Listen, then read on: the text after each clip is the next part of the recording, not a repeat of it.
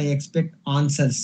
ఎందుకంటే మీరు ఈ యొక్క స్టడీని ఆసక్తితోటి వింటున్నారా లేదా, మరి వింటూ మీ రెస్పాన్స్ ఎలా ఉంటుంది అనేది తెలుసుకోవడానికి నేను ప్రశ్నలు వేస్తుంటాను. కాబట్టి దయచేసి ప్రశ్నలు వేసినప్పుడు వాటికి మీరు జవాబిస్తారని నేను ఆశిస్తున్నాను. ఓకే. మరి దేవుని వాక్యం నిజంగా మరి దేవుని వాక్యాన్ని ఎందుకు మనం అభ్యసిస్తాము? Why do we study Bible చెప్తారా? దేవుని వాక్యాన్ని ఎందుకు మనం చదువుతాం? ఎందుకు మనం ధ్యానిస్తాం? వై? ఎందుకు మనం చదివేది? దేవుని వాక్యాన్ని ఎందుకు ధ్యానిస్తాం? ఉద్దేశం ఏంటి?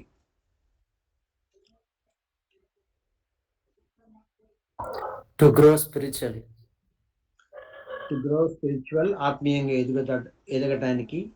ఓకే. ఇంకా దేవుడు మనతో మాట్లాడతాడని. దేవుడు మనతో మాట్లాడతాడని. ఓకే. ఇంకా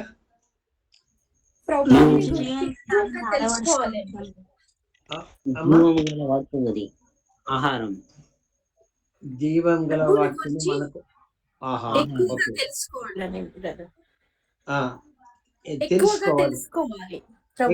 తెలుసుకోవాలని. ఓకే, ఇవన్నీ కూడా సరైనటువంటి జవాబులే. ప్రాముఖ్యంగా మనం వాక్యాన్ని ఎందుకు చదువుతామంటే, వాక్యంలో దేవుడు ఎన్నో సత్యాలను నిక్షేపపరిచాడు మన కొరకు. ఆ సత్యాలు ఏంటి అనేది మనం తెలుసుకోవడానికి దేవుని వాక్యాన్ని మనం చదవాలి. ఎందుకంటే మనం ఎన్నో సందేశాలు వింటూ ఉంటాము, ఎంతో మంది ఎన్నో సందేశాలు మనకు చెప్తూ ఉంటారు. అయితే అవన్నీ కూడా దేవుని వాక్యంలో ఉన్నాయా లేదా అని నేను ఎప్పుడూ చెప్తుంటాను. బైబిల్ స్టడీ చేస్తున్నాము మనం అంటే, మనం ఎలా ఉండాలి అంటే బెరేయ విశ్వాసులాగా ఉండాలి. మీరు విన్నారా? బెరేయ విశ్వాసులు అనే పదాన్ని విన్నారా?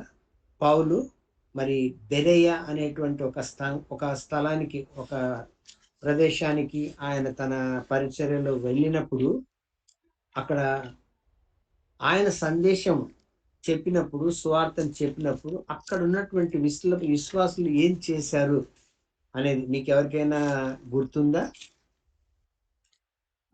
అపోస్తలుల కార్యములు 17వ అధ్యాయంలో మనం చదువుతాం. వాక్యమును పరిశోధించి చూస్తా వచ్చారు బ్రదర్. వాక్యమును పరిశోధించి అంటే పౌలు చెప్పినటువంటి మాటలు, చెప్పినటువంటి ఆ వాక్యాన్ని వారు విన్నారు, అంగీకరించారు.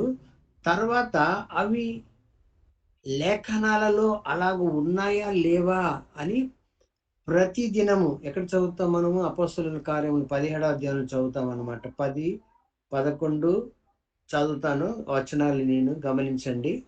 వెంటనే సహోదరులు రాత్రి వేళ పౌలును సీలను బెరేయకు పంపించిరి. వారు వచ్చి యూదుల సమాజ మందిరంలో ప్రవేశించిరి. వీరు తెస్సలోనికలో ఉన్న వారి కంటే ఘనులై ఉండిరి. చూడండి, దేవుని ఆత్మ బెరేయలో ఉండే విశ్వాసులకు ఒక టైటిల్ ఇస్తున్నాడు. ఏమని టైటిల్ ఇస్తున్నాడు? ఘనులు అని అంటున్నాడు. తెస్సలోనికలో ఉన్న వారి కంటే బెరేయలో ఉన్నటువంటి విశ్వాసులు ఘనులంట. ఎందుకు ఘనులు? ఆసక్తితో వాక్యమును అంగీకరించి పౌలు శీల చెప్పినటువంటి సంగతులు అలాగున్నవో లేవో అని ప్రతిదినము లేఖనములు పరిశోధించు వచ్చింది. ప్రియమైన వాళ్ళారా, ఎప్పుడు పరిశోధిస్తున్నారంట? ప్రతిరోజు వాక్యాన్ని వాళ్ళు ధ్యానిస్తున్నారు, చదువుతున్నారు. మేము విన్న సంగతులు సరిగ్గా ఉన్నాయా, దీంట్లో ఉన్నాయా లేవని. కాబట్టి దేవుని వాక్యాన్ని మనం ఎందుకు చదవాలి, ఎందుకు ధ్యానించాలి అంటే, ఎందుకు ఆసక్తితో మనం దాన్ని పరిశోధించాలంటే, మనం వింటున్న సంగతులు ఇందులో ఉన్నాయా లేవా. ఈరోజు ఎన్నో విషయాలు మీతో పంచుకోవాలని నా మనసులో ఉంది. కానీ ఈరోజు ఒక్క సంగతిని, ఒక్క విషయాన్ని గురించి ధ్యానించాలని ఇష్టపడతా ఉన్నాను. ఏది అంటే, 1 కొరింథీ 13వ అధ్యాయంలో పౌలు ఒక మాట అన్నాడు. చివరిగా ఏమన్నాడంటే, 3 సంగతులు మాత్రము చివరి వరకు నిలబడతాయి అని అన్నాడు. 3 సంగతులు ప్రతి విశ్వాస జీవితంలో. ఆ 3 సంగతులు ఏంటి అని ఎవరికైనా గుర్తున్నాయా? విశ్వాసము, ప్రేమ, నిరీక్షణ.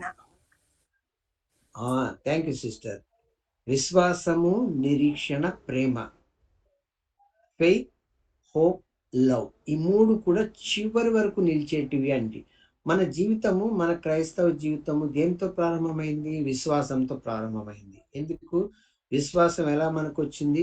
వాక్యం ద్వారా. రోమా 10 అధ్యాయం 17 వచనంలో మనం చదువుతాం కదా!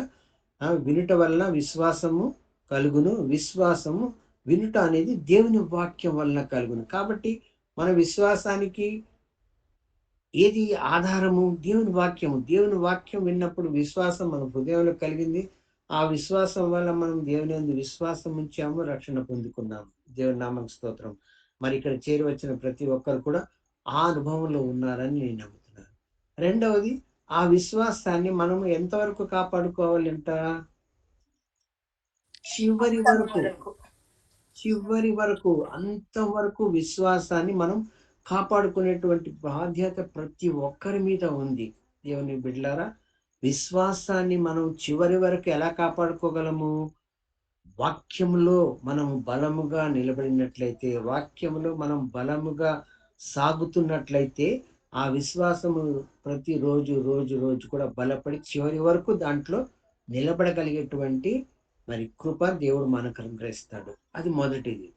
రెండవది అక్కడ చూస్తున్నాము, నిరీక్షణ అనే మాట చూస్తున్నాం. ఓకే, మూడవది ఏంటి? ప్రేమ. ప్రేమ, దేవుడు ప్రేమ కాబట్టి, దేవుడు మనము రక్షణ పొందటానికి కారణం ఏంటి? ఆయన ప్రేమ. ఆయన మొదట మనల్ని ప్రేమించాడు కాబట్టి, ఆయన ప్రేమను బట్టి ఆయన మనల్ని వెతుక్కుంటూ వచ్చి మనలను రక్షించటానికి తన ప్రాణం పెట్టి, తాను చేసినటువంటి ఆ బలి యాగం ద్వారా మనలను రక్షించుకొని తిరిగి మనలను తన బిడ్డలుగా చేసుకున్నాడు. ఆయన ప్రేమది. ఆ ప్రేమ కారణం వల్లనే ఈరోజు మనము ఆయన బిడ్డలుగా ఉండగలుగుతూ ఉన్నాము. అంత మాత్రమే కాదు, ఆ ప్రేమను యేసు ప్రభు మన హృదయంలో పరిశుద్ధాత్మ ద్వారా కుమ్మరించాడు అని ఎఫెసీ పత్రికలో చదువుతున్నాం. కాబట్టి ప్రతి ఒక్కరి హృదయంలో దేవుని ప్రేమ కుమ్మరించబడి ఉంది కాబట్టి, ఆ ప్రేమలో మనము నడిచేటువంటి వారుగా ఉండాలి అని దేవాక్యం చదువుతున్నాం. అంటే దేవునికి ఉన్నటువంటి ఆ ప్రేమించే గుణాలు ఏవైతే ఉన్నాయో, ఆ గుణాలు మనలో కూడా ఉండాలి. ప్రతిరోజు వాటిని చూపించేటువంటి వారుగా మనం జీవించాలి. ఇది మన బాధ్యత ప్రియమైన వారులారా. ఇది రెండవ విషయం. ఇప్పుడు ఈ రెండిటి మధ్యలో అక్కడ ఒక మాట చదువుతున్నాం. మూడవ విషయం ఏంటంటే నిరీక్షణ, హోప్. సో ఈరోజు మనం ధ్యానించేటువంటి అంశము నిరీక్షణ. ఎందుకంటే విశ్వాసం గురించి మనం ఎన్నో వాక్య సందేశాలు వింటుంటాం, ప్రేమ గురించి ఎన్నో వాక్య సందేశాలు వింటుంటాం, కానీ నిరీక్షణ మీద చాలా అరుదుగా వింటాం. నిరీక్షణ అంటే ఏంటి? హోప్. ఇంగ్లీష్లో ఒక ప్రశ్న, నిరీక్షణ అంటే ఏంటి? విశ్వాసికి ఉండేటువంటి నిరీక్షణ ఏంటిది? ఎదురు చూడడం. ఎదురు చూడటం. సూపర్. దేనికోసం ఎదురు చూడడం? ప్రతి విశ్వాసిలో ఈ మూడు కూడా చివరి వరకు ఉంటాయి అని వాక్యం చెప్తున్నది. అంటే నిరీక్షణ అనేది ప్రతి విశ్వాసిలో చివరి వరకు ఉంటుంది. అయితే ఈ నిరీక్షణ, ఈ ఎదురు చూడటము దేని కొరకు? దేన్ని ఎదురు చూస్తున్నాం మనము? దేన్ని ఎదురు చూస్తూ ఉండాలి అని వాక్యం చెప్తుంది? ప్రభు యొక్క రెండవ రాకడ. ఇంకా పునాదులు గల పట్టణము కొరకు. ఓకే, మంచిది. ఇంకా మన నిరీక్షణ దేని కొరకు మనం ఎదురు చూడాలి? నిత్య జీవము కొరకు. సూపర్. ఇవన్నీ కూడా సరైనటువంటి జవాబులే.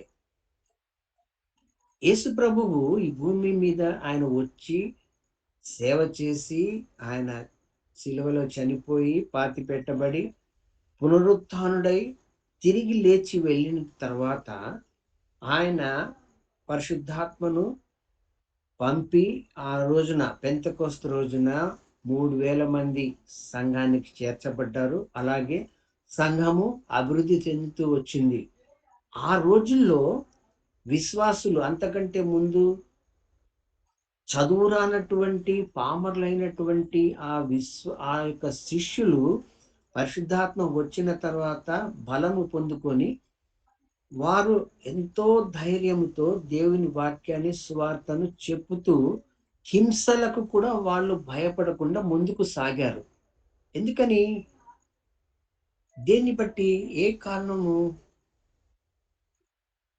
ఏ కారణం చేత వాళ్ళు హింసలను కూడా ఎదుర్కోవడానికి మరణానికి కూడా సిద్ధపడ్డారు వాళ్ళు.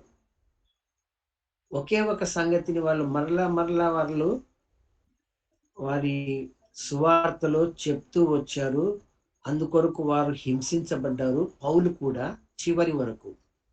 ఏ విషయం గురించి? ఓకే, నేను చెప్తాను. పునరుత్థానము అనేటువంటి నిరీక్షణ. ప్రియమైన వాళ్ళారా, ఈ భూమి మీద ఎన్నో మతాలున్నాయి, ఎన్నో రకాల దేవుళ్ళని ఆరాధించే వాళ్ళు ఉన్నారు. వారందరికీ కూడా లేనటువంటి ఒకే ఒక నిరీక్షణ మనకు దేవుడిచ్చాడు క్రైస్తవులుగా. ఏంటా నిరీక్షణ? ఎవరికి లేదు ఆ నిరీక్షణ? ఏంటా నిరీక్షణ? పునరుత్థానము, రిజరెక్షన్.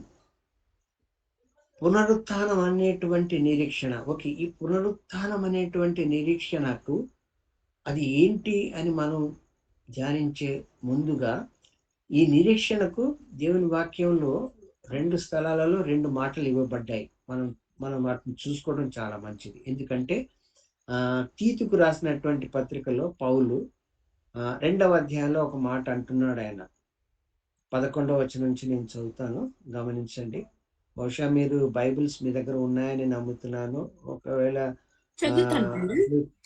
అట్లీస్ట్ పెన్ పేపర్ కూడా పెట్టుకొని ఇది నేను నా రక్షణ జీవితం ప్రారంభమైన నాటి నుంచి నా ఒక అలవాటు ఏంటంటే, ఎక్కడ ఏ సందేశం ఉంటే కూడా నేను వెంటనే ఆ రెఫరెన్స్ నోట్ చేసుకొని రాసుకొని, తర్వాత తిరిగి నేను ఇంటికి వెళ్ళినప్పుడు దాని బైబిల్ తెరిచి నేను చదివి అది సరి అయినదిగా ఉందా లేదని నేను పరీక్షించేవాడిని, పరిశోధించేవాడిని. కాబట్టి అటువంటి అలవాటుని మీరు కూడా చేసుకోవాలని ప్రభువు నామములో నేను మీకు తెలియజేస్తున్నాను. ఓకే, చదువుతారమ్మా? చదవండి. తీతుకు రాసిన పత్రిక 2వ అధ్యాయం 11, 12, 13. Okay brother. ఏలయనగా సమస్త మనుష్యులకు రక్షణకరమైన దేవుని కృప ప్రత్యక్షమై, మనము భక్తిహీనతను, ఇహలోక సంబంధమైన దురాశలను విసర్జించి శుభప్రదమైన నిరీక్షణ నిమిత్తము, అనగా మహాదేవుడును మన రక్షకుడునైన యేసుక్రీస్తు మహిమ యొక్క ప్రత్యక్షత కొరకు ఎదురు చూచుచు ఈ లోకంలో స్వస్థ బుద్ధితోనూ నీతితోనూ భక్తితోనూ బ్రతుకుచుండవలెనని మనకు బోధించుచున్నది. అమ్మా, థ్యాంక్ యూ అమ్మా. ఈ వచనాల్లో ఒక గొప్ప సందేశమే ఇమిడి ఉంది. ఎలా ఉండాలి మనము ఈ లోకంలో అనేటువంటి ఒక గొప్ప సందేశం ఉంది.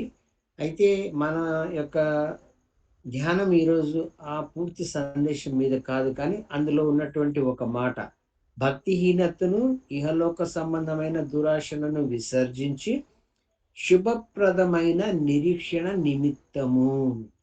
ఏ నిరీక్షణ అంట? మనకుండేటువంటి నిరీక్షణ. ఎటువంటి నిరీక్షణ? ఇంగ్లీష్లో బ్లెస్సెడ్ హోప్ అని చదువుతాం. బ్లెస్సెడ్ హోప్ అంటే ఒక ధన్యకరమైనటువంటి నిరీక్షణ, శుభప్రదమైనటువంటి నిరీక్షణ.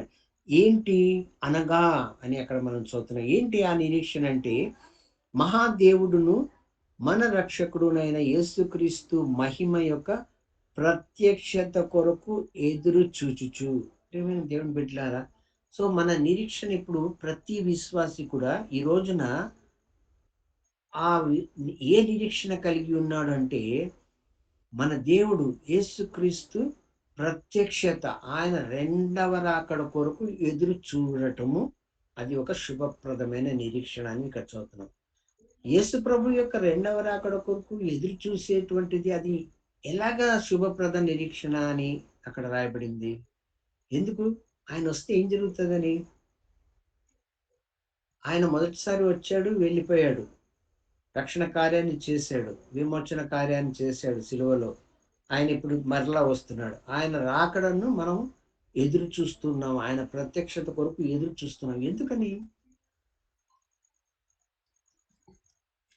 ఆయన వస్తే ఏం చేస్తాడని. దేని కొరకు యాక్చువల్గా మనం ఎదురు చూస్తున్నాం?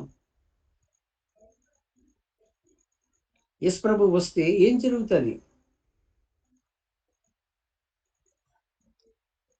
మొదటి పేతురు పత్రికలో ఒక మాట చదువుకుందాం.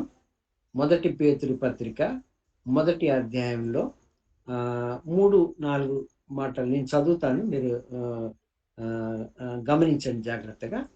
మన ప్రభువుకు యేసుక్రీస్తు తండ్రి అయిన దేవుడు స్తుతింపబడును గాక. మృతులలో నుండి యేసుక్రీస్తు తిరిగి లేచుట వలన, చూడండి, మన నిరీక్షణకు ఆధారం ఏంటి?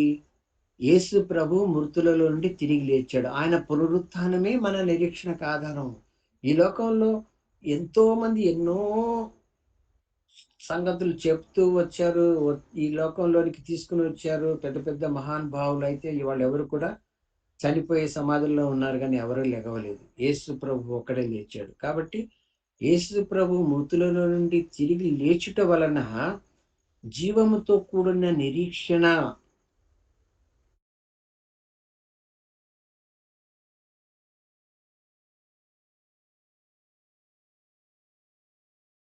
ఆ నిరీక్షణ ఎటువంటిది అంట? జీవము కలిగినటువంటి నిరీక్షణ, చచ్చిపోయిన నిరీక్షణ కాదు, మృతమైనటువంటి నిరీక్షణ కాదు. అది శుభప్రదమైన నిరీక్షణ అని అక్కడ పౌలు అంటున్నాడు. పేతురు ఏమంటున్నాడు ఇక్కడ? జీవం గల నిరీక్షణ మనకు కలుగునట్లు. ఇప్పుడు గమనించాలి మనం.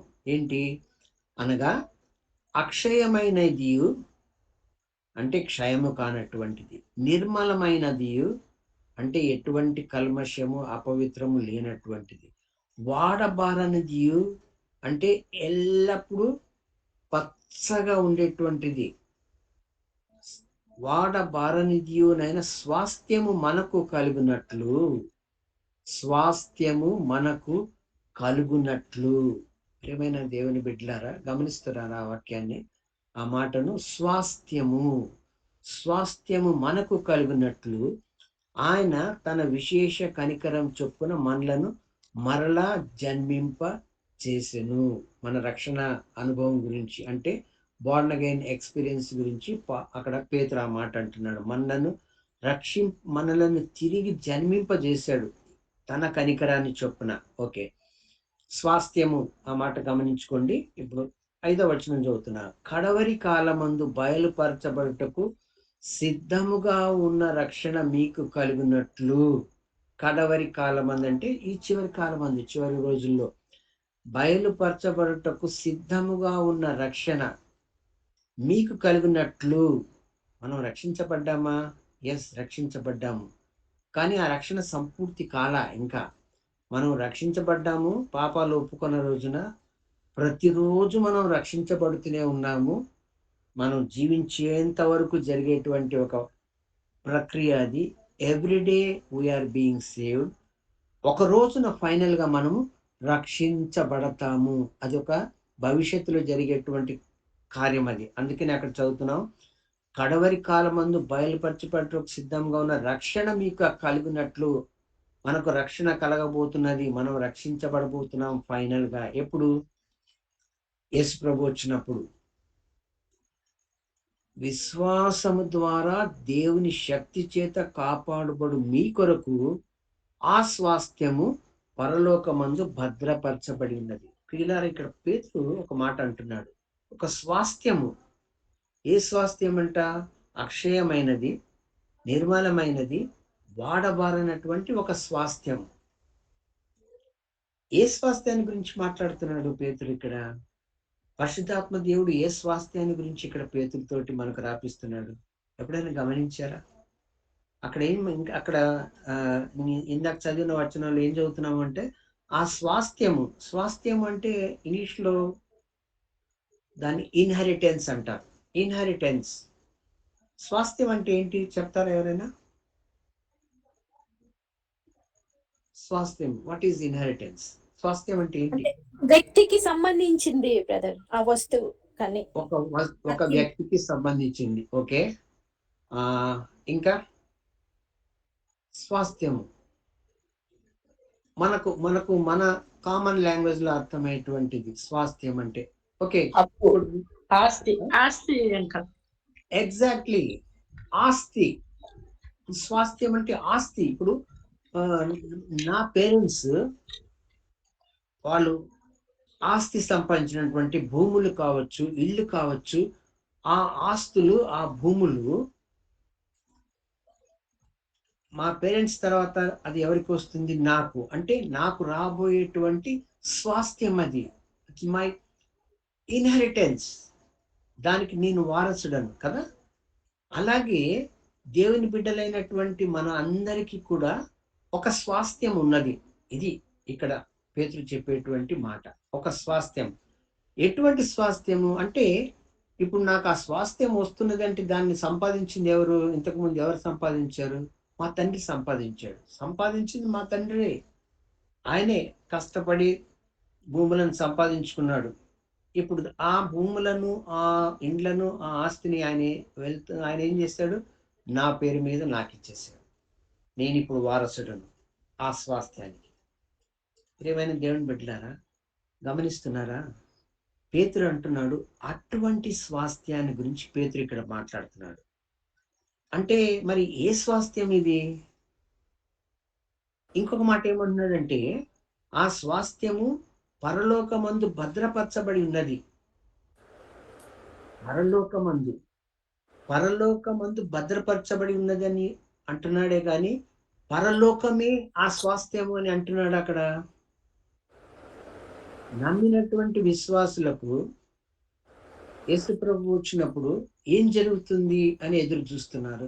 చెప్పండి. ఒక ప్రశ్న, ఒక నిమిషం. యేసు ప్రభు రాకడ కొరకు ఎదురు చూస్తున్నాం మనం. ఎందుకు ఆయన వస్తే ఏం చేస్తాడు అని ఎదురు చూస్తున్నాం? ఏంటి ఆ నిరీక్షణ?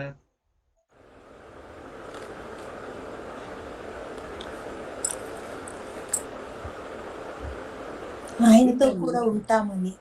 ఆయనతో కూడా ఉంటాము. Okay, super. ఇంకా అంతేనా? ఆయన వచ్చి మమ్మల్ని తీసుకొని వెళ్తాడు. ఆయన వచ్చి మమ్మల్ని తీసుకొని వెళ్తాడు. ఎక్కడికి తీసుకెళ్తాడు? పరలోకానికి.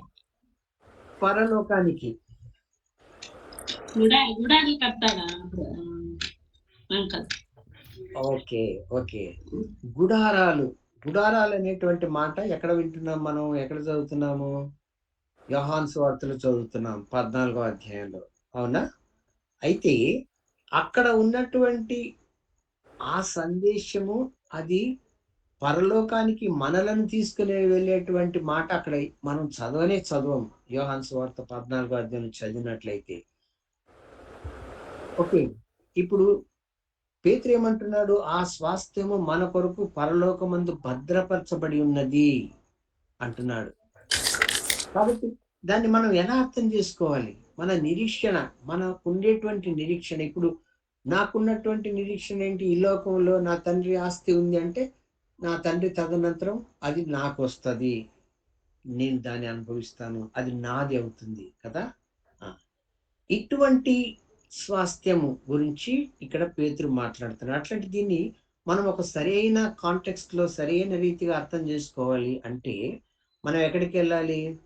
దేవుని వాక్యంలో ఆరంభానికి వెళ్ళాలి, బిగినింగ్. ఎందుకంటే బిగినింగ్ నుంచి మనం దేవుని వాక్యాన్ని కానీ సరిగ్గా మనం అర్థం చేసుకున్నట్లయితే అప్పుడు ఈ స్వాస్థ్యము ఏ స్వాస్థ్యం గురించి ఇక్కడ మాత్రమే కాదు, క్రొత్త నిబంధన ప్రతి పత్రికలో కూడా స్వాస్థ్యం గురించి రాయబడింది. ఇంకొక మాట, మనం ఆరంభానికి వెళ్ళడానికంటే ముందుగా, అంటే ఆరంభం అంటే మనం ఎక్కడికి వెళ్ళాలి చెప్పండి? దేవుని వాక్యంలో ఆరంభానికి ఎక్కడికి వెళ్ళాలి? ఆది కాండానికి వెళ్ళాలి. ఆది కాండంలో ఏ అధ్యాయానికి వెళ్ళాలి? మొదటి అధ్యాయం స్టార్టింగ్ కదా. ఆది కాండంలో దేవుని వాక్యంలో ఆది కాండము ఆరంభమైతే ప్రకటన అంతం కదా. ప్రకటనలో చివరి అధ్యాయాలు ఏమి అని ఎవరైనా చెప్తారా? చివర ఉన్నటువంటి అధ్యాయాలు. ప్రకటనలో ఎన్ని అధ్యాయాలు ఉన్నాయి? ప్రకటన గ్రంథంలో 22 అధ్యాయాలు ఉన్నాయి. కాబట్టి చివరి అధ్యాయాలు, చివరి 2 అధ్యాయాలు ఏమి? నూతన భూమి, నూతన ఆకాశం. చివరి 2 అధ్యాయాలు నంబర్ అడుగుతున్నాను నేను. ఏ నంబరు? చివరి 2 అధ్యాయాలు అంటే మనం ఏం చెప్తాం? 21, 22 బ్రదర్. 21, 22 చివరి 2 అధ్యాయాలు. చివరి ఓకే, 2 అధ్యాయాలు. ఆరంభంలో ఆది కాండంలో 2 అధ్యాయాలు. ఏది ఏ అధ్యాయాలు అంటే ఏం చెప్తాము? మొదటి అధ్యాయం 2వ అధ్యాయం. సృష్టి ఆది ఆరంభం. కాండం. ఓకే, మొదటి అధ్యాయం 2వ అధ్యాయం. మీరు గమనించారా? పాపము అనేది మనము చూడనటువంటి అధ్యాయాలు బైబిల్లో ఈ 4 అధ్యాయాలు మాత్రమే. ఆరంభంలో 1, 2లో మనం పాపం చూడం, చివర్లో 21, 22లో కూడా మనం పాపం చూడం. గమనించారా మీరు ఎప్పుడైనా? కాబట్టి ఇప్పుడు ఈ స్వాస్థ్యాన్ని మనం సరిగ్గా అర్థం చేసుకోవాలంటే ఎక్కడికి వెళ్ళాలి? ఆరంభానికి వెళ్ళాలి. ఎందుకంటే దేవుని వాక్యం ఒక అద్భుతమైనటువంటి దేవుని యొక్క రక్షణ ప్రణాళికను తెలియపరిచేటువంటి ఒక అద్భుతమైనటువంటి వాక్యం ఇది. ఇందులో 66 పుస్తకాలు ఉన్నప్పటికీ కూడా 66 పుస్తకాలలో కూడా ఒక్కటే ఒక థీమ్. ఆరంభం నుంచి అంతవరకు ఒకటే ఒక థీమ్, ఒకటే ఒక సందేశం. రక్షణ కార్యాన్ని, దేవుని యొక్క రక్షణ కార్యాన్ని మనం చూస్తాం. ఆ దేవుని రక్షణ కార్యంలో 2 భాగాలు ఉన్నాయి. ఆ 2 భాగాలు ఒకటే ఒక మాటలో దేవుని వాక్యం గురించి చెప్పాలి సంక్షిప్తంగా అంటే ఆ 2 భాగాలను ఏమని చెప్పగలము మనం అంటే, ఒకటి విమోచన, రెండవది పునఃస్థాపన. ఇంగ్లీష్లో చెప్పాలంటే ఒకటి రెడెంప్షన్, రెండవది రెస్టోరేషన్. ఈ రెండు పదాలను గమనించండి, ధ్యానించండి. ఎందుకంటే దేవుని వాక్యంలో దేవుడు తెలియపరిచినటువంటి రక్షణ కార్యంలో ఉన్నటువంటి ప్రధానమైనటువంటి అంశాలు ఇవి 2. ఒకటి విమోచన, రెండవది పునఃస్థాపన. దీన్ని మనం సరిగ్గా అర్థం చేసుకోవాలంటే ఆది కాండానికి మొదటి 2 అధ్యాయాలకు వెళ్ళాలి. ఏమైనా దేవుని జనులారా, అంతకంటే ముందు ఈ నిరీక్షణ మనకు ఉన్నది అని మనం ఇప్పుడు చదివాము. శుభప్రదమైన నిరీక్షణ అని చదివాం, జీవం గల నిరీక్షణ అని చదివాం. కేవలం మనకు మాత్రమే ఈ నిరీక్షణ ఉందా? ఇంకా ఎవరైనా మనలాగే నిరీక్షణ కలిగి ఉన్నారా? దేవుని వాక్యంలో ఎక్కడైనా చదివినట్లు గుర్తుందా మీకు? అబ్రహాము బ్రదర్. ఓకే, నేను అబ్రహాము యేసు ప్రభు రాకడకు ఆయన నిరీక్షిస్తూ వచ్చాడా? మనం అది గమనించాం, వాక్యంలో చదవము. యేసు ప్రభు రాకడ కొరకు నిరీక్షించేటువంటి, ఇప్పుడు యేసు ప్రభు రాకడ అనేటువంటి మాట ఎప్పుడు వచ్చింది? యేసు ప్రభు వచ్చిన తర్వాత కదా. యేసు ప్రభు వచ్చిన తర్వాత, యేసు ప్రభు ఈ లోకానికి వచ్చి ఆయన పునరుత్థానమైన తర్వాతనే ఈ మాట వచ్చింది, 2వ రాకడ గురించి. అబ్రహాం కాలంలో ఆ మాట ఉండలేదు. ఓకే, ఇప్పుడు యేసు ప్రభు రాకడ కొరకు మనం ఎదురు చూస్తున్నాము. మనం అంటే క్రైస్తవ విశ్వాసులైనటువంటి ప్రతి ఒక్క దేవుని బిడ్డ, దేవుని కుమారుడు కుమార్తె, ఆయన రాకడ కొరకు ఎదురు చూస్తున్నాం. అది మన నిరీక్షణ. మనము మాత్రమే ఎదురు చూస్తున్నామా? ఇంకా ఎవరైనా ఎదురు చూస్తున్నారా? ఓకే, సమస్త సృష్టి ఎదురు చూస్తా. ఈ సమస్త సృష్టి కూడా ఎదురు చూస్తా. సమస్త సృష్టి కూడా ఎదురు చూస్తున్నది. ప్రియమైన దేవుని బిడ్డలారా, పౌలు ఆ మాట అంటున్నాడు రోమపత్రికలో 8వ అధ్యాయం ఈ మాట అంటున్నాడు. ఎక్కడ? రోమపత్రిక 8వ అధ్యాయము 18వ వచనం నుంచి మనం చదువుతాము. నేను చదువుతాను, మీరు గమనించండి. మన ఎడల ప్రత్యక్షము కాబో మహిమ ఎదుట ఇప్పటి కాలపు శ్రమలు ఎన్న తగ్గినవి కావని ఎంచుచున్నాను. దేవుని కుమారుల ప్రత్యక్షత కొరకు, పౌలు ఏమంటున్నాడంటే దేవుని కుమారుల ప్రత్యక్షత కొరకు సృష్టి మిగుల ఆశతో తేరి చూచుచు కనిపెట్టుచున్నది. దేవుని కుమారుల ప్రత్యక్షత ఎప్పుడు జరుగుతుంది? యేసు ప్రభు వచ్చినప్పుడు. ప్రత్యక్షత అంటే ఇప్పుడు భూమి మీద ఉన్నటువంటి ఇంతమందిలో దేవుని బిడ్డలు ఎవరు అని ఎలా తెలుస్తుంది? ఎవరికి తెలియదు. మన ఎవ్వరికి కూడా దేవుని బిడ్డలు ఎవరని తెలియదు. ఈ లోకంలో ఉన్న వాళ్ళకు కూడా దేవుని బిడ్డలు ఎవరని తెలియదు. కానీ అది ఎప్పుడు తెలుస్తుంది అంటే, యేసు ప్రభు వచ్చినప్పుడు ఏం జరుగుతుంది? పునరుత్థానం పొందుకొని, మహిమ గలటువంటి శరీరాన్ని పొందుకొని దేవుని కుమారులు ప్రత్యక్షం అవుతారు, కనిపిస్తారు. అది జరగబోయేటువంటి ఒక వాస్తవ సన్నివేశం అది. నిజంగా ఆ ఆ దినాన్ని కొరకు మనం అందరం ఎదురు చూస్తున్నాం. మనము మాత్రమే కాదు, సృష్టి కూడా ఆ దినం కొరకు ఎదురు చూస్తూ ఉన్నదంట. ఎందుకు? చదువుతున్నాను, గమనించండి. ఏలయనగా సృష్టి నాశనమునకు లోనైన దాస్యములో నుండి విడిపింపబడి, చూడండి ఏమంటున్నాడు పౌలు అక్కడ, సృష్టి నాశనమునకు లోనైన దాస్యములో నుండి విడిపింపబడి. దాస్యములో, సృష్టి మాత్రమే దాస్యములో ఉందా? సృష్టికి మాత్రమే నాశనం ఉందా? మనం కూడా దాస్యంలోనే ఉన్నాము. మనలను కూడా దాస్యం నుంచి విడిపించటానికే యేసు ప్రభు వచ్చాడు. సృష్టి ఎదురు చూస్తూ ఉన్నది దేవుని పిల్లలు పొందబోవు మహిమ గల స్వాతంత్రము పొందుదునను నిరీక్షణ కలదై, స్వేచ్ఛగా కాక దానిని లోపర్చిన వాని మూలముగా వ్యర్థపరచబడెను. ప్రియమైన దేవుని బిడ్డలారా, తర్వాత మీరు ఆ వాక్య భాగాన్ని చదవండి. ఇంకా కింద చాలా గొప్ప సత్యాలు అక్కడ మనం చూస్తాము.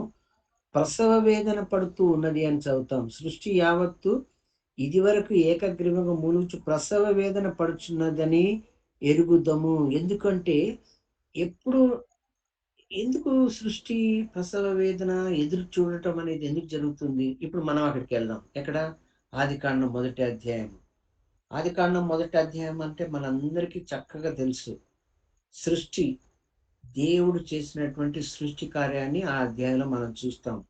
6 రోజులు దేవుడు సృష్టి కార్యాన్ని చేశాడు. ఎక్కడ చేశాడు? భూమి మీద చేశాడు. దేవుడు ఒక అందమైనటువంటి సృష్టి కార్యాన్ని ఈ భూమి మీద చేశాడు. ఎన్ని రోజులు? 6 రోజులు చేశాడు. ఎందుకొరకు చేశాడు ఈ సృష్టి కార్యాన్ని? దేవుడు ఎవరి కొరకు చేశాడు? మానవుని కొరకు. ఎవరి కొరకు చేశాడు? మానవుల కొరకు. మానవుల కొరకు, మన కొరకు. దేవుడు మన కొరకు ఈ భూమిని సృష్టించాడు. భూమిలో ఒక అందమైనటువంటి సృష్టి కార్యాన్ని చేశాడు. 1వ అధ్యాయంలో చాలా వివరంగా అది మనం చదువుకోవచ్చు. 6 రోజులు కూడా అద్భుతమైనటువంటి సృష్టి కార్యాన్ని, ప్రతిరోజు ఆయన చేసినటువంటి కార్యాన్ని ఆయన చూస్తూ, ఇది చాలా బాగుంది, ఇది మంచిది. ఎందుకు? ఆయన సృష్టి చేసేటప్పుడు ఆయన దృష్టిలో ఎవరి కోసం ఆ సృష్టి చేస్తున్నాడు అని పెట్టుకున్నాడు చెప్పండి? మన కొరకు, మనలను ఆయన. ఎందుకంటే దేవుడు మనలను ప్రేమించాడు కాబట్టి తన ప్రేమను మన పట్ల చూపించటానికి దేవుడు మన కొరకు ఈ యొక్క అందమైనటువంటి సృష్టి కార్యాన్ని ఈ భూమి మీద జరిగించాడు. ప్రియమైన వారలారా, ఇది వాస్తవము. బైబిల్ చెప్పేటువంటి సత్యం. దేవుడు మనల్ని ఎంతగా ప్రేమించాడంటే, దేవుడు ఏదైతే తాను అనుభవిస్తూ ఉన్నాడో, ఏది తాను అనుభవిస్తున్నాడు? ఈ సృష్టి యావత్తుకు, ఈ సృష్టి సమస్తానికి కూడా ఆయన మహారాజులాగా ఉన్నాడు. Is king. కాబట్టి ఆయన ఆశ ఏంటి? మనము కూడా అటువంటి ఆ రాజులుగా ఉండాలి. ఆయనతోటి మనకు కూడా ఒక రాజ్యము ఉండాలి. మనం ఏలుబడి చేసేటువంటి ఒక స్థలము మనకు ఉండాలి అని దేవుడు ఏం చేశాడు?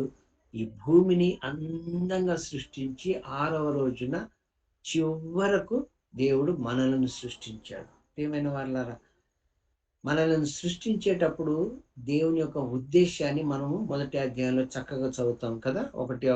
ఆదికాండము 1వ అధ్యాయంలో మొత్తం సృష్టి అయిపోయిన తర్వాత 27వ వచనంలో నేను చదువుతాను, గమనించండి. దేవుడు తన స్వరూపమందు నరుని సృజించెను, దేవుని స్వరూపమందు వానిని సృజించను. చూడండి, మనము ఒక సాధారణమైనటువంటి వ్యక్తులం కాదు. ప్రియమైన వాళ్ళ, మనం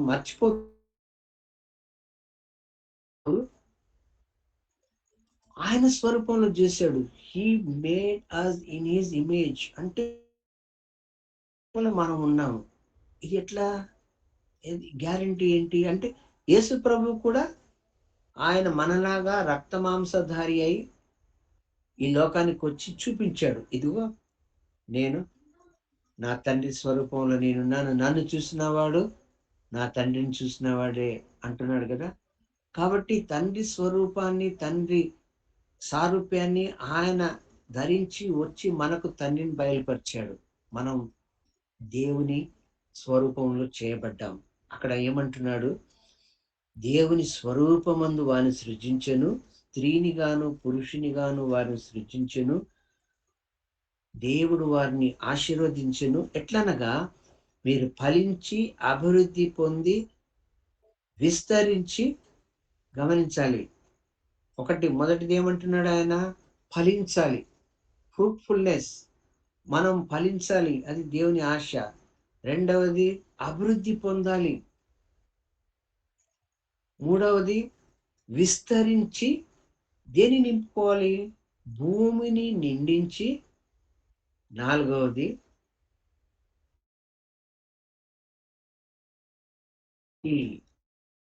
అంటే దానిపైన భూమి మీద మీరు ఆధిపత్యము, మీరు రాజుగా దానిపైన మీరు అధికారాన్ని చెలాయించండి.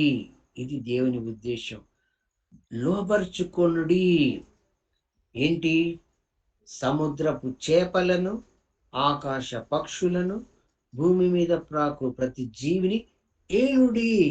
ఇది దేవుని ఉద్దేశం అని దేవుడు వారితో చెప్పాను. ప్రియమైన వారలారా, దేవుడు మనలను చేసినటువంటి ఉద్దేశం ఏమంటే, ప్రతి దేవుని సమస్త సృష్టి పైన మనము ఏలుతూ, సృష్టిని మనం లోపరుచుకొని ఈ భూమిని మనము స్వతంత్రించుకోవాలి. ఇది దేవుని ఉద్దేశం. దేవుడు ఎలాగూ సమస్త సృష్టి, యూనివర్స్, విశ్వానికి ఆయన అధినేతగా, మహారాజుగా ఉంటూ విశ్వాన్ని ఆయన ఏలుతున్నాడో, అలాగే ఆయన స్వరూపంలో చేయబడ్డ మనము కూడా ఈ భూమి మీద మనము కూడా ఆయనలాగే రాజ్యం చేయాలి. దేవుని యొక్క ఆశ అది. ఆ ఆశతో దేవుడు మనల్ని సృష్టించాడు. ప్రియమైన దేవుని బిడ్డల సృష్టించి ఈ భూమిని మనకిచ్చాడు. ఆయన మనకు భూమిని ఇచ్చిన రోజున భూమి మీద ఏదైనా ముళ్ళ చెట్లు, గచ్చ పొదలు, నాశనము, మరణము, క్షయత ఉండిందా? ఉండలేదు. అద్భుతమైనటువంటి భూమి సృష్టి. మానవుడికి ఏం కావాలో అన్నీ కూడా చక్కగా ఏదేను వనము లాంటి ఆ భూమి మీద దేవుడు మనల్ని పెట్టాడు. అంత మాత్రమే కాదు, ఇంకా గొప్ప ధన్యత ఇంకోటి ఏది ఉంది? ఏం కలిగి ఉన్నారు చెప్పండి? 2వ అధ్యాయం, 1వ అధ్యాయం, 2వ అధ్యాయం మనం గమనించినప్పుడు ఆదాము హవ్వలను చేసి దేవుడు అక్కడ భూమి మీద వారిని మీరు దాన్ని చూసుకుంటూ ఉండండి అని పెట్టినప్పుడు ఇంకొక గొప్ప ధన్యత వాళ్ళకి ఏముండింది? దేవునితో ఆదాము హవ్వలకు దేవునితో సహవాసం. దేవునితో సహవాసము. దేవుడు మనల్ని చేసిన ఉద్దేశమే అది. దేవుడు తన ప్రేమను మనకు చూపించాలి. ప్రేమ చూపించటం అంటే లవ్ ఈజ్ ఆల్వేస్ 2 ways. ఒక సైడ్ నుంచి కాదు. ప్రేమ అనేది ఒక సైడ్ నుంచి కాదు. ప్రేమ వెళ్ళటము రావటము, వెళ్ళటము రావటం. దేవుడి ఉద్దేశము, దేవుడు మనలను ప్రేమించినప్పుడు, మనము దేవుణ్ణి ప్రేమించినప్పుడు ఆ ప్రేమ, ఆ సర్క్యూట్ అనేది కంప్లీట్ అవుతుంది. అందులో ఉన్నటువంటి ఆ గొప్ప ధన్యత దాన్ని అనుభవించే వారికి మాత్రమే తెలుసు. దేవునితో ఆదాము హవ్వలు ఇద్దరు కూడా క్షయత లేనటువంటి, నాశనము లేనటువంటి, మరణము లేనటువంటి, ముళ్ళ పొదలు, గచ్చ పొదలు, భయంకరమైనటువంటి పరిస్థితులు ఈరోజు ఏమున్నాయో అవి లేనటువంటి ఆ భూమి మీద, ఆ రోజు ఆ లోకంలో దేవునితో సహవాసము. ప్రతిరోజు దేవునితో సహవాసం కలిగి ఉన్నారు. దేవునితో సహవాసం. ఆదాము హవ్వలు శరీరధారులు కదా. దేవుడు వారిని మంటి నుంచి తయారు చేశాడు. వారు ఫ్లెష్ అండ్ బ్లడ్, రక్త మాంసధారులు అని దేవుని వాక్యంలో మనకి ఇవ్వబడినటువంటి మాట. పిల్లలు రక్త మాంసధారులు అయినందుకు యేసు ప్రభువు కూడా మనలాగే రక్త మాంసధారి అయి ఈ లోకానికి వచ్చాడు. అది మనం వాక్యంలో చదివేటువంటి సత్యం. కాబట్టి రక్త మాంసధారులైనటువంటి ఆదాము హవ్వలు ఎవరితో తిరుగుతూ వచ్చారు? ఎవరితో సహవాసం చేస్తూ వచ్చారు? ఎవరితో దేవుడు మాట్లాడుతూ వచ్చారు? దేవునితో బ్రదర్. దేవునితోటి. ఆ దేవుడు ఒక మహిమ దేహం కలిగినటువంటి దేవుడు, సమీపించరానటువంటి తేజస్సులో నివసించేటువంటి దేవుడు. దాన్ని మనం ఊహించటానికి కూడా మనకు అవ్వదు. అటువంటి అద్భుతమైనటువంటి ఆ దేవునితోటి ఆదాము హవ్వలు సహవాసములు ఉన్నందుకు వారి దేహాలు కూడా ఎలాగుండినాయి? 40 రాత్రులు 40 పగళ్ళు మోషే కొండ మీద దేవునితో ముఖాముఖిగా మాట్లాడి ఆయన నుంచి ఆజ్ఞలు పొందుకొని కిందికి దిగి వచ్చినప్పుడు మోషే ముఖం ఎలా ఉండిందంట? ప్రకాశం. ప్రకాశము, వెలుతురు, లైట్. ఎందుకంటే వెలుతురుతోటి సహవాసం చేసి వచ్చాడు. ప్రియమైన వారలారా, ఆరంభంలో ఆదాము హవ్వల స్థితి కూడా అలాగే ఉండింది. వెలుతురుతో సహవాసం. దేవుడు వెలుతురు కదా. యోహాను సువార్తలు చదువుతాం కదా, గాడ్ ఈజ్ లైట్, ఆయన వెలుగు. సో వెలుగుతో సహవాసం చేసినప్పుడు వీళ్ళు కూడా ఎలా ఉన్నారు? వెలుగుతూ వచ్చారు. రక్త మాంసధారులు అయినప్పటికీ కూడా వెలుగుతూ వచ్చారు. కాబట్టి వీళ్ళు దిగంబరులు అనేటువంటి ఆలోచన కూడా వారికి రాలేదు కదా. మనం వాక్యంలో స్పష్టంగా చదువుతాం కదా, వారు దిగంబరులై ఉండి కూడా వారు దానిని తెలుసుకొనలేక ఉండిరి అని చదువుతాం. ప్రియమైన వారలారా, అటువంటి అద్భుతమైనటువంటి సహవాసంలో ఉన్న ఆదాము హవ్వల జీవితంలో ఏం జరిగింది? దేవుడు ఒకటే ఒక మాట చెప్పాడు, ఈ అద్భుతమైన సహవాసాన్ని ఇలాగే మీరు ముందుకు సాగించాలంటే మీరేం చేయాలి? దేవుని రాజ్యం అది. అది లిటరల్ గా మనం గమనించినట్లయితే దేవుని రాజ్యము ఆ రోజున అక్కడ భూమి మీద ఆదాము హవ్వలతో కూడా ఉండింది. God's kingdom was on this earth. ఆ రోజు ఉండింది అనమాట. అయితే ప్రతి రాజ్యానికి కొన్ని నియమాలు ఉంటాయి కదా. ఇప్పుడు మనం భారతదేశంలో ఉన్నామంటే మనం భారతదేశంలో ఉన్నటువంటి నియమాలను మనం పాటించాల్సిందే కదా. భారతదేశపు పౌరులు అంటే మనం భారతదేశపు చట్టాలను మనం గౌరవించాలి, నియమాలను గౌరవించాలి. వన్ వే ఉన్నటువంటి రోడ్లో వన్ వే అని బోర్డు ఉన్నప్పుడు అటు పోకూడదు. మరి లెఫ్ట్ సైడే నడవాలి అన్నటువంటి రూల్ ఉన్న చోట లెఫ్ట్ సైడే నడవాలి. ఇటువంటి నియమాలను కానీ మనం పాటించకపోతే, దానికి విధేయత చూపించకపోతే మనకేమవుతుంది? ఈ భూమి మీద ఈ ఈ ఈ గవర్నమెంట్ లో మనకేమవుతుంది? శిక్షలు పడతాయి. మనల్ని పోలీసులు అరెస్ట్ చేస్తారు, పట్టుకుని పోతారు, జైల్లో వేస్తారు, శిక్షలు పడతాయి. అలాగే దేవుని రాజ్యంలో కొన్ని నియమాలు ఉన్నాయి. దేవుడు ఆ నియమాలను వాళ్ళకి చెప్పాడు, ఆదాము హవ్వలకు. ఏంటి ఆ నియమం? నేను చెప్పిన మాటలను మీరు వింటే మీ ఈ సహవాసం ఎల్లప్పుడూ ఉంటుంది. అయితే మీరు ఆ మాటను మీరు ఉల్లంఘించినప్పుడు ఏమవుతుంది? మరణం వస్తుంది. ఏ రోజున మీరు మాట ఉల్లంఘిస్తారో ఆ రోజు మరణం వస్తుంది. ప్రియమైన వారలారా, ఆ రోజున జరిగింది అదే. దేవుడు ఈ భూమిని మన కొరకు చేసి మనకిచ్చితే, ఈ భూమిని మన నుంచి వంచనతోటి, మోసముతోటి, అబద్ధంతోటి మన నుంచి దానిని మోసంగా పొందుకున్నటువంటి వ్యక్తి ఎవరు అని చూస్తాం మనం వాక్యంలో. అపవాది అయిన సాతాను. అపవాది అయినటువంటి సాతాను 3వ అధ్యాయంలో మనం చూస్తాం. ప్రియమైన వారలారా, అపవాదికి దేవునిలాగా అధికారం కావాలి. దేవుడు చేసినటువంటి మనిషిని తాను లోపరుచుకోవాలి. దేవుడు మనిషికి ఇచ్చినటువంటి భూమిని తన భూమి చేసుకోవాలి. ఇది అపవాది ఆలోచన. ఆ రోజున అపవాది మోసము, వంచనకు గురి అయినటువంటి వారు హవ్వ, ఆదాములు, వారిద్దరు కూడా ఏమైపోయారు? అపవాది మాటలు విన్నారు, పాపంలో పడ్డారు. వారు పాపంలో పడగానే ఈ భూమి మీదకి ఏమొచ్చింది? దేవుడు చెప్పాడు మొదటే వస్తుంది అని. మరణం వచ్చింది, నాశనం వచ్చింది, క్షయత వచ్చింది. 3వ అధ్యాయంలో ఇంకొక మాట మనం గమనించాలి. ఆదాము హవ్వలు చేసినటువంటి పాపానికి దేవుడు ఆదామును శపించలేదు. సర్పాన్ని శపించాడు నేరుగా. స్త్రీని నీ యొక్క కష్టం ఎక్కువైతుందని చెప్పాడు.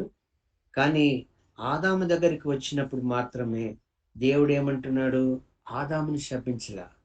ఎందుకంటే దేవుని స్వరూపంలో చేయబడిన ఆదామును దేవుడు శపించలేడు, తన స్వరూపంలో ఉన్నాడు. కాబట్టి 3వ అధ్యాయం 17వ వచనంలో మనం చదువుతాం, ఏమంటున్నాడు? ఆయన ఆదాముతో, నీవు నీ భార్య మాట విని తినవద్దని నేను నీకు ఆజ్ఞాపించిన వృక్షఫలములు తింటివి కనుక నీ నిమిత్తము నేల శపించబడి ఉన్నది. గమనిస్తున్నారా? ఆదాముని శపించలేదు దేవుడు, నేలను శపిస్తున్నాడు, ఈ భూమిని శపిస్తున్నాడు. ఆ రోజున నీ నిమిత్తము ఈ భూమి, ఈ నేల శపించబడి ఉన్నది. ప్రయాసముతోనే నీవు బ్రతుకు దినములన్నీ దాని పంట తిందు. అది ముండ్ల తుప్పలను గచ్చ పొదలను నీకు మొలిపించును. ప్రేమైన దేవుని బిడ్డలారా, అందుకే ఆ రోజున ఆదాము హవ్వలు చేసిన పాపానికి దేవుడు శాపాన్ని భూమికి ఇచ్చాడు. కాబట్టి ఆ భూమి కూడా ఈరోజు ఎదురు చూస్తూ ఉన్నది. ఎప్పుడు ఆ భూమికి ఆ శాపం నుంచి విడుదల? ఏ రోజైతే మనం నిరీక్షణ చేస్తున్నట్లుగా యేసు ప్రభు రెండవ రాకడ జరుగుతుందో, ఏ రోజైతే యేసు ప్రభు రెండవ రాకడ జరిగినప్పుడు ఆయన యందు విశ్వాసం ఉంచినటువంటి బిడ్డలకి పునరుత్థానము, మహిమ దేహము ఇవ్వబడుతుందో, ఆ రోజున తిరిగి ఈ భూమికి స్వాతంత్రము, విడుదల, క్షయత నుంచి అక్షయత. ఏమైనా వాళ్ళ దేవుని వాక్యాలు మనం చదువుతాం. మనం ఎన్నో ఎన్నో భాగాల్లో ఈ సత్యాన్ని మనం మరలా చదువుతాం. ప్రియమైన వాళ్ళారా, ఈ భూమిని పోగొట్టుకున్నాం కదా, దేవుడు మనకిచ్చాడు. అయితే మనం దాన్ని సైతానికి ఇచ్చేసాము, అపవాదికి ఇచ్చేసాము. అక్కడికి కథ ముగిసిందా? లేదు. దేవుడు ఎప్పుడో తన స్క్రిప్ట్, తన కథ ఎప్పుడో రాసి పెట్టాడు. దేవునికి అన్ని ముందుగానే తెలుసు. అందుకే దేవుడు తన స్క్రిప్ట్ ఎప్పుడో రాసి ఎప్పుడో ముగించేశాడు. ఏంటి? ఇలా జరుగుతుంది కాబట్టి మొదటి కార్యము విమోచన, రెడెంప్షన్ ఎలా జరిపించాలి స్క్రిప్ట్ రాశాడు. ఆ స్క్రిప్ట్ ప్రకారమే రెడెంప్షన్ యేసు ప్రభు ద్వారా జరిగించాడు. రెండవ కార్యం ఏంటి? మన చేతిలోంచి అపవాది చేతిలోనికి వెళ్ళిపోయినటువంటి ఈ భూమిని తిరిగి దేవుడు మనకు అప్పగిస్తాడు. రెస్టరేషన్ అంటే ఏంటి? మనం ఏదైతే పోగొట్టుకున్నామో అది మనకి తిరిగి ఇవ్వడమే రెస్టోరేషన్. మనం ఏ స్వాస్థ్యాన్ని అయితే పోగొట్టుకున్నామో ఆ స్వాస్థ్యాన్ని తిరిగి దేవుడు మనకు ఇస్తున్నాడు, ఇవ్వబోతున్నాడు, ఇవ్వటానికే రాబోతున్నాడు. ఈరోజు మన దేహంలో రోగాలు, బాధలు, నొప్పులు, కష్టాలు, కన్నీళ్ళు, వేదన, ఇదంతా కారణము మనం దేవుని మాట వినకపోవడమే. ఆ కారణాన్ని బట్టి ఈరోజు మనం కష్టాలు ఉన్నాం. అయితే దేవుడు మనల్ని విమోచించడానికి సిలువలో తాను చనిపోయి తన రక్తాన్ని కార్చి మనకు రక్షణ ఇచ్చాడు. ప్రియమైన దేవుని బిడ్డలారా, అయితే ఆయన ఆ రక్షణ కార్యాన్ని ముగించిన తర్వాత పునరుత్థానమై లేచి మనకు ఒక మాదిరిగా ముందుకు వెళ్ళిపోయాడు. ఆ పునరుత్థానం మనకి ఇంకా కలగలే, మనం దాని కొరకు ఎదురు చూస్తున్నాం. రక్షణ మనలో ఉంది, అయితే ఈ దేహం నుంచి మనకి ఇంకా విడుదల కలగలే.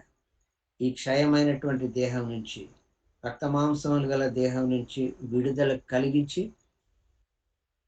తనకున్నటువంటి మహిమా దేహాన్ని దేవుడు మనకిచ్చి ఈ భూమి మీద తిరిగి ఆ రాజ్యం, ఏ రాజ్యం? ఆరంభంలో ఉన్న రాజ్యం. ఏ రాజ్యం? దేవుని రాజ్యం. ఆ దేవుని రాజ్యాన్ని తిరిగి ఈ భూమి మీద మనకు ఇవ్వబడుతున్నాడు. ప్రియమైన దేవుని బిడ్డలారా, ఇది ఆరంభం నుంచి అంతవరకు సత్యవేదం చెప్పేటువంటి సత్యం. ఇది దేవుని రాజ్య సువార్త, దేవుని రాజ్య సువార్త, పరలోకపు రాజ్య సువార్త. యేసు ప్రభు రాబోతున్నాడు, తిరిగి ఈ రాజ్యాన్ని, తన రాజ్యాన్ని ఈ భూమి మీద స్థాపించబోతున్నాడు. ఆ రాజ్యంలో మనమందరము, నువ్వు నేను, ఏమై ఉండబోతున్నాం అనే దేవుని వాక్యంలో చదువుతాం? చెప్పండి. ఏ పొజిషన్ లో మనం ఉండబోతున్నాం దేవుని రాజ్యంలో? ఆయనతో కూడా ఏలుబడి చేయవారుగా ఉంటారు. ఆయనతో కూడా ఎలాగా? రాజులైన యాజకులుగా. మర్చిపోరాదు. మరలా ఆది నుంచి అంతం వరకు దేవుని వాక్యంలో మనం చదివేటువంటిది అదే. దేవుడు మనల్ని ఎన్నుకున్నది ఎందుకంటే మనల్ని రాజులుగా, యాజకులుగా, ఒక ప్రత్యేకమైన జనాంగానిగా ఈ భూమి మీద దేవుని రాజ్య నివాసులుగా ఉండటానికే మనల్ని ఎన్నుకున్నాడు. కాబట్టి మన నిరీక్షణ, మన శుభప్రదమైన నిరీక్షణ, జీవం గల నిరీక్షణ ఏంటది? ఆయన వస్తాడు. ఆయన వచ్చిన రోజున నాకు విమోచన, ఆ రోజున తిరిగి ఆ రాజ్యంలో నన్ను ఆయనతో కూడా. ఇంకొక గొప్ప సంగతి ఏంటంటే యేసు ప్రభు తానే ఈ భూమి మీద రారాజుగా ఉండబోటానికి వస్తున్నాడు. ఆయన సియోనులో నుంచి ఆయన పరిపాలించడానికి వస్తున్నాడు. ఆయన కింద మనము కూడా ఈ భూమి మీద రాజ్యం చేయబోతూ ఉన్నాం. ఇది దేవుని వాక్యము పదే పదే పదే తెలియజేసేటువంటి సత్యం. ప్రియులారా, దేవుని వాక్యాన్ని చదవండి, ఇంకా ఎక్కువగా గమనించండి. ఈ స్వాస్థ్యం దేవుడు ఏదైతే మనకి ఇచ్చాడు కదా, ఈ భూమి, అది నా తండ్రి నాకు ఇచ్చిన స్వాస్థ్యం. ఈ స్వాస్థ్యంని నేను తిరిగి పొందుకోబోతున్నాను. హల్లెలూయా, హల్లెలూయా. ఈ స్వాస్థ్యం నాది కాబోతున్నది.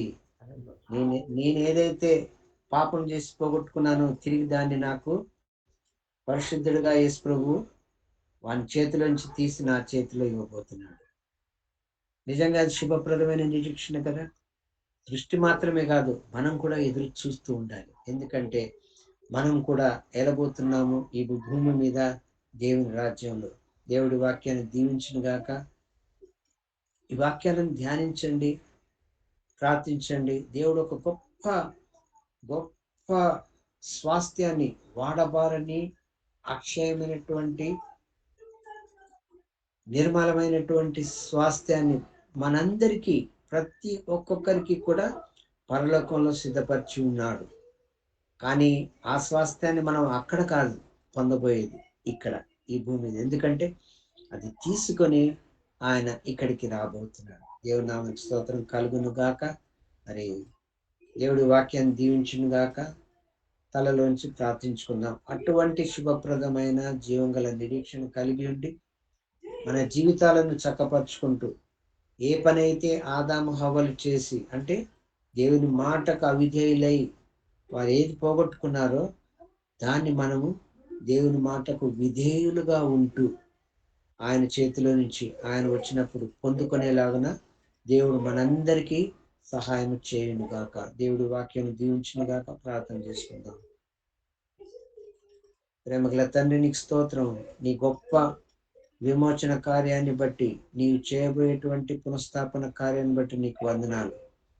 Redemption and restoration. ప్రభా, నీవు మాకిచ్చినటువంటి అద్భుతమైన భూమిని తిరిగి, అటువంటి ఏదేను వనాన్ని తిరిగి మాకు ఇవ్వబోతున్నావు. ప్రకటనలు 21:22 మేము దాన్ని చదువుతున్నాము. ప్రభా, అద్భుతమైనటువంటి ఆ లోకంలో మేము ఉండబోతున్నాం. ఇదే భూమి మీద నీతోటి నిరంతరం ఆదాము హవ్వలు పోగొట్టుకున్నటువంటి ఆ సహవాసాన్ని ఈరోజు మేము నీతో పొందుతూ నిత్యము నీతో ఉండేలాగున చేరువచ్చిన మా అందరికీ మీ కృపను దయచేయమని ప్రార్థిస్తూ, ప్రార్థన నజరేయుడైన యేసు నామములో అడిగి వేడి పొందుతున్నాం తండ్రి. Amen. Amen. Praise the lord. దేవునికి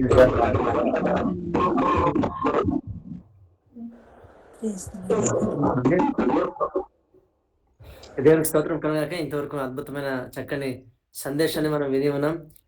నిజంగా ఈ యొక్క బైబిల్ స్టడీ మనందరికీ కూడా చాలా దీవెనకరంగా ఉన్నదని నేను విశ్వసిస్తున్నాను. సో వాక్యం పంచుకున్న అంకుల్ని బట్టి, వారి కుటుంబాన్ని బట్టి, వారి సేవ పరిచయాన్ని బట్టి మనం ప్రార్థిద్దాం. దేవుడు ఇంకనూ అంకుల్ని బాగా దీవించి నడిపించాక. ఆది కాండంలో మనం ఏదైతే పోగొట్టుకున్నామో ప్రకటన గ్రంథంలో దేవుడు మనకి ఇవ్వబోతున్నాడు. అది మన స్వాస్థ్యమని. ఆయన రక్షణ ప్రణాళికలో విమోచన మరి పునఃస్థాపన దేవుడు ఉంచి ఉన్నాడు.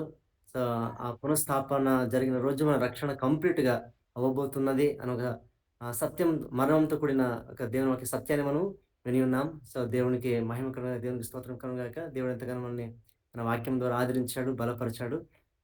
చివరిదిగా ఈ యొక్క మాటలు ఒకసారి మనం చదువుకుందాం. తర్వాత మన మధ్యన భాగ్యక్క వారు ఒక పాటను పాడతారు. చివరి ప్రార్థనతో మన చివరి ఆశయంతో ముగించుకుందామండి. మంజుళక్క మీరు ఉంటే ఈ వాక్యం చివరిది మీరు మరొకసారి చదవాలని ఆశిస్తున్నా. రోమీయులకు రాసిన పత్రిక 8వ అధ్యాయము ఓకే బ్రదర్. 20 నుండి 25 వచనాలు ఒకసారి చదవండి అక్క.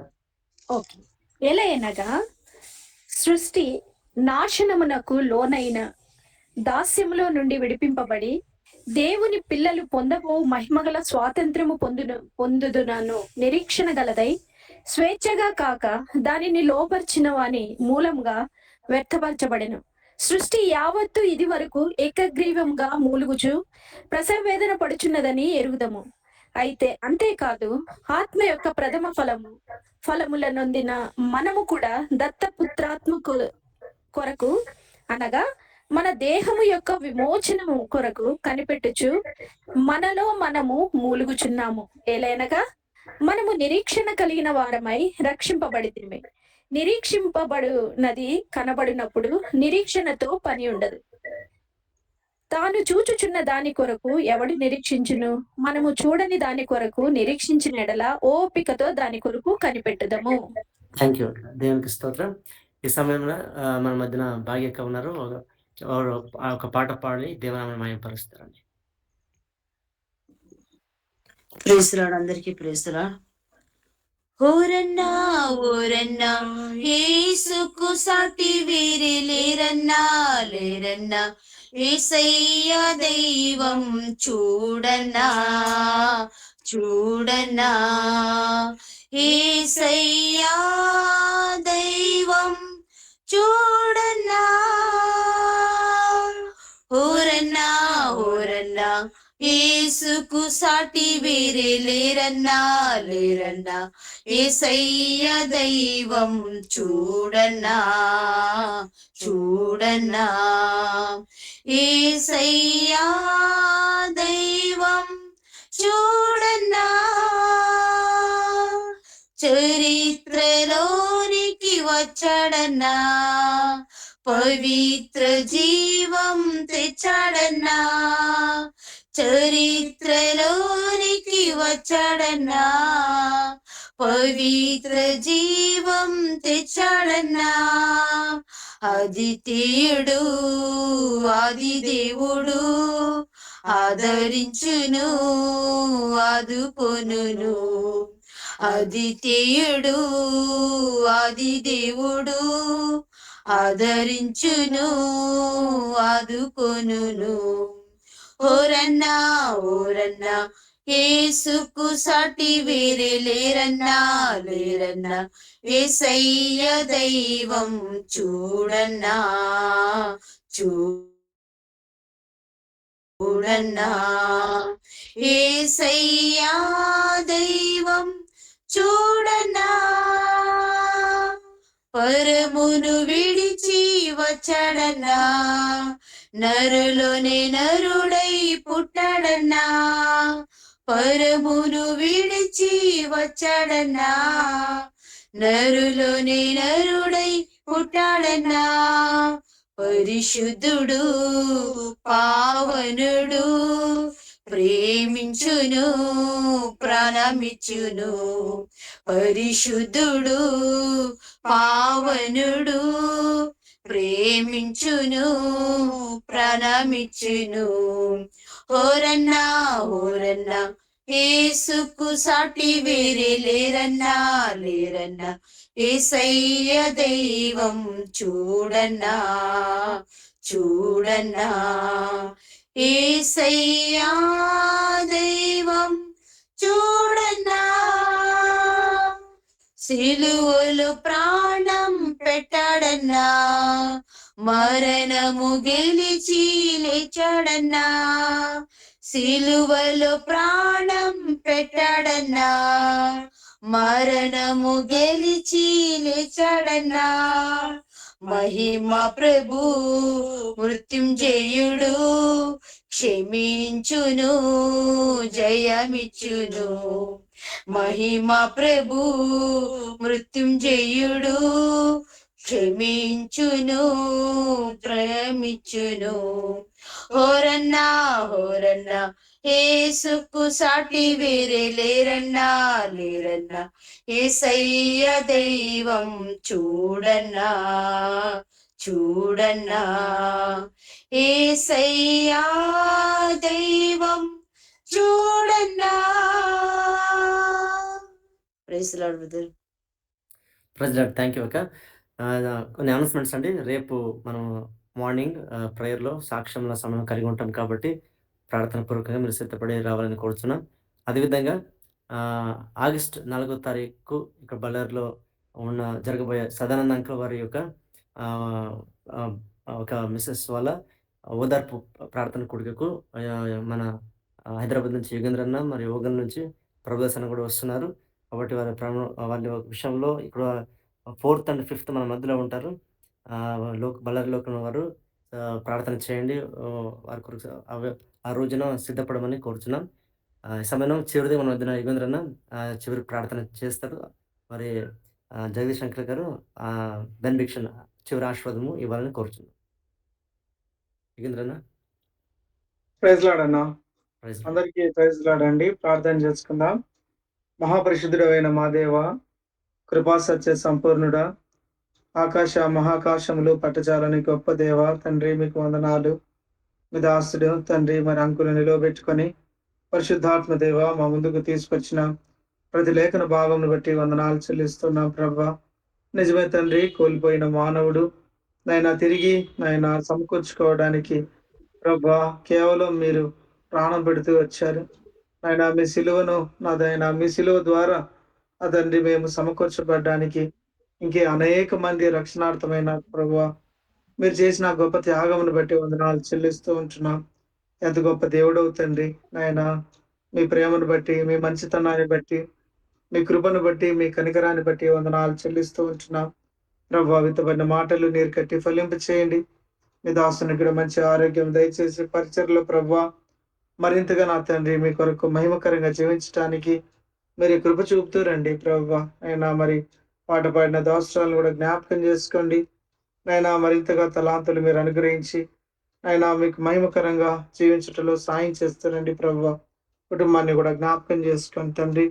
బిడ్డల యొక్క భవిష్యత్తు విషయంలో కృప చూపించండి. అలాగే ప్రభా జాయిన్ అయిన బిడ్డలందరినీ బట్టి వందనాలు చెల్లిస్తున్నాం. ఉదయకాలము సాయంత్రము ప్రతిరోజు ఈ విధంగా ప్రార్థన సహవాసంలో నా ప్రభా మీరు చేస్తున్నటువంటి మేళ్లను బట్టి, మీ స్వరాన్ని వినగలుగుటకు తండ్రి మీరు వెలిగించిన ఈ దీప స్తంభంను బట్టి వందనాలు చెల్లిస్తూ ఉంటున్నాం దేవా.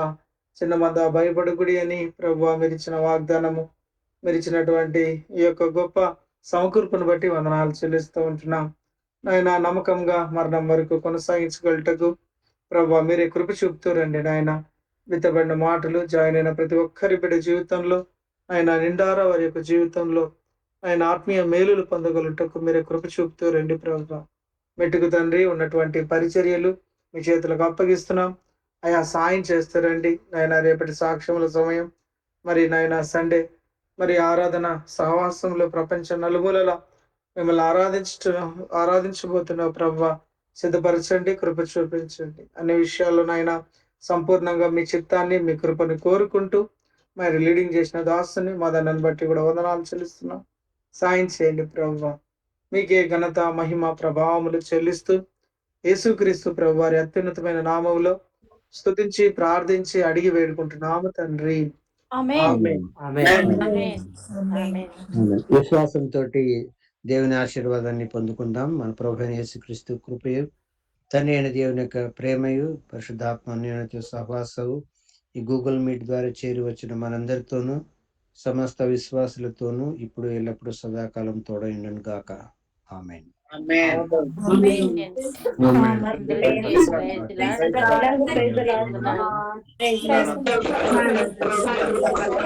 ప్రైజ్ అందరికీ ప్రైజ్